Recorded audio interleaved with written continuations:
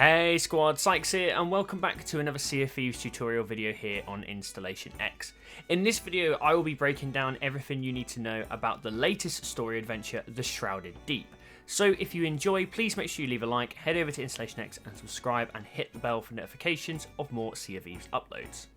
So your first step, just like with all the previous adventures so far, is to seek out Lorena at any outpost. After a brief chat, she will direct you to the location of Merrick's ship, the Killer Whale, where you will be able to speak to both Merrick and Belle. The location of the Killer Whale is at M12 on the map table, which is north of the Fort of the Damned and south of Shipwreck Bay. The Killer Whale will always remain in this location as she has been run aground on some rocks. Sail over and hop aboard and you will see Belle and Merrick standing next to a summoning table that will be used to summon the Shrouded Ghost later on. Now at this point you only need to speak to Merrick if you want some further story details and lore. He will not progress the adventure for you. To do that you need to go and speak to Belle to continue the adventure and to complete chapter 1. Now, there is a key point to note here, and that this adventure and the summoning of the Shrouded Ghost is open to crews on the entire server, so different crews can complete different parts of the adventure if you wish to work together with others to speed things up a bit. In order to summon the Shrouded Ghost, you will need to collect the souls of each of the 4 other types of Megalodons in a special effigy that you will then need to place on the summoning table on the Killer Whale. This means that you will need to defeat a Hungering One, a Crested Queen, a Shadow Maw and an Ancient Terror, 4 Megs in total. To do this, speak to Belle and she will give you the option to select which Meg you wish to hunt down. Select your preferred Meg and you will receive a summoning flare, an effigy and a map to show up the location of where you must summon the Meg in your inventory.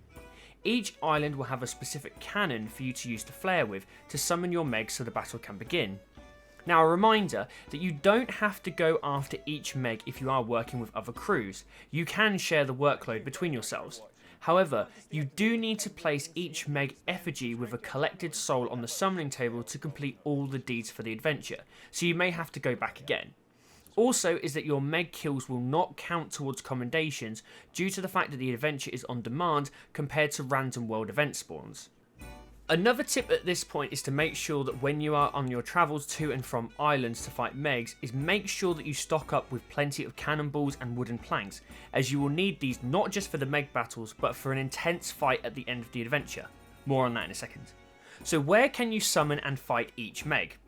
The Hungering One can be summoned at Mermaid's Hideaway in the Shores of Plenty. You need to sail to the island and head up to the south peak of the island. There are 2 cannons up on the peak, but you'll need the cannon that is facing out to the west. If you get stuck, just know that you cannot use the flare on any other cannon, and the cannon you need for the summoning cannot have its height altered. Shoot the flare out to the west and the fight will begin and the Meg will spawn. The Crested Queen can be summoned at Marauder's Arch in the wilds. The cannon can be found southwest of the island looking out to the west. The cannon is up towards the highest peak on the south of the island, however you don't want to go all the way to the top but go around to the second level overlooking the bay. Shoot the flare to the west and the fight will begin and the Meg will be summoned. The Shadow Maw can be summoned at Ruby's Fall in the Devil's Roar. Head to the northwest point of the island and you will find the cannon looking out to the west slightly up the hill towards the centre of the island. Shoot the flare out to the west, the fight will begin and the Meg will spawn. Finally, the Ancient Terror can be summoned over at Thieves Haven in the Ancient Isles. Head to the south of the island and walk the path round the back of the highest peak behind the totem heads. Continue round until you find the cannon looking out to the south. Shoot the flare out to the south to begin the fight and finally summon the Meg. Now each time you defeat a Meg, it will not just spawn loot like always, but this time it will also spawn its soul, which you will find floating in the water. This is where you need to get your effigy from your inventory and raise it to the soul and then press X or your relevant keybind if you're on PC to collect the soul.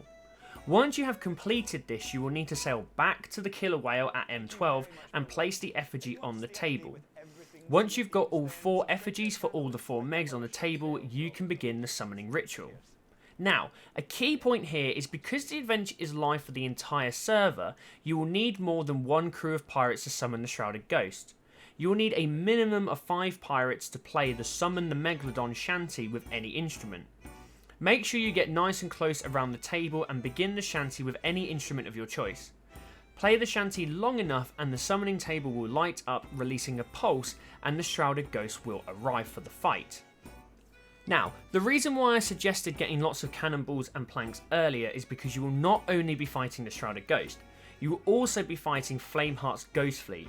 Story-wise, Flameheart has gotten wired to your plans to try and recover the Veil of the Ancients, and so is trying to thwart your plans at the very last minute. The battle will have several waves, 4 in total, starting with the Shrouded Ghost.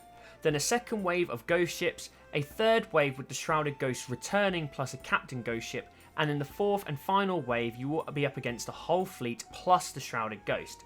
It is really important that you are trying to get shots on both the Shrouded Ghost and the ghost ships at the same time, but most of the time the ghost ships are likely going to give you more damage, so it's better to take them out first. This can get really tricky and can be a bit overwhelming, so make sure you are focused and you are communicating well with your crew. To help you keep the ghost ships at bay during the final wave, Pendragon will all of a sudden appear and help you out whilst you strike the final blow on the Shrouded Ghost to win the battle. Now, the adventure is not done yet. The last thing you need to do is return to Belle on the killer whale and speak to her to complete the adventure. A brief cutscene will play where Belle, Merrick and Pendragon discuss the Veil of the Ancients and how it is currently incomplete and missing several stones, similar to the Shroud Breaker from the Tall Tales. This hints at what we'll be getting up to in future adventures. Well squad, I hope you enjoyed this video. If you did, then please make sure you leave a like, head over to InstallationX and subscribe, and hit that bell for notifications for more Sea of Thieves uploads. Let me know your thoughts on the Shrouded Deep and all the adventures so far in the comments section. Follow myself and the channel on social media with links in the description. And as always, I'm Sykes, and for more on Sea of Thieves and all things Xbox, stay tuned to InstallationX. Bye guys.